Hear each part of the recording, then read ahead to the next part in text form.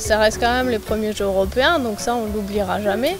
Après c'est vrai que sur les résultats on aurait espéré un petit peu plus avec pourquoi pas une médaille au bout. Mais voilà, c'était une compétition, on va dire pour nous, de préparation par rapport au championnat du monde qui aura lieu dans un mois. Donc non, je pense que ça aurait pu être plus catastrophique que ça ne l'a été. Mais après c'est quand même une situation qu'on vit pas tous les jours, où on tire dans l'arène dès les premiers matchs.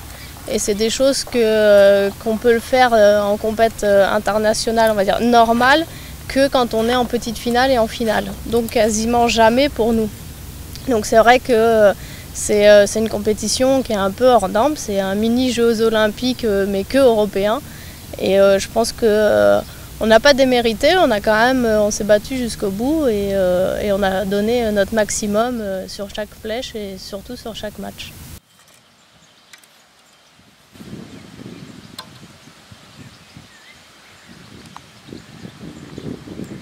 Moi c'était ma première compète, on va dire, exceptionnelle, se retrouver dans un cadre comme ça. Oui, on a déjà vécu des bien mieux. Donc moi, pour moi c'était carrément les JO, donc c'est autre chose. Après, il faut dire qu'en individuel on s'est quand même battu. Sur les qualifs, on a quand même des bonnes places, ça va. On est à égalité, puis sur les matchs on perd, mais rien du tout. Moi je perds au barrage, Bérengère sur un cordon, donc c'est pas non plus pourri quoi.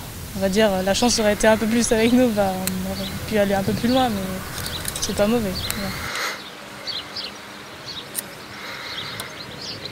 Alors déjà pour le moment on n'a pas encore les quotas, bien sûr, puisqu'on pourra les récupérer qu'au championnat du monde à Copenhague fin juillet.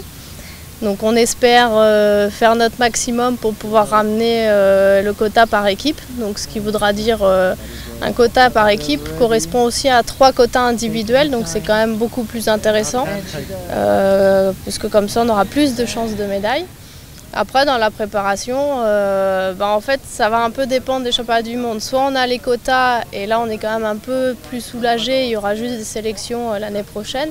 Soit par contre on n'a pas les quotas et là il y aura encore possibilité d'aller les chercher l'année prochaine. Donc là ça sera un peu plus stressant. Laura, toi tu as 19 ans, quand tu es à côté de Bérengère, c'est une référence pour toi ? Pour moi, Bérengère, elle le sait bien, ça a toujours été une référence. Donc, même plus. Hein.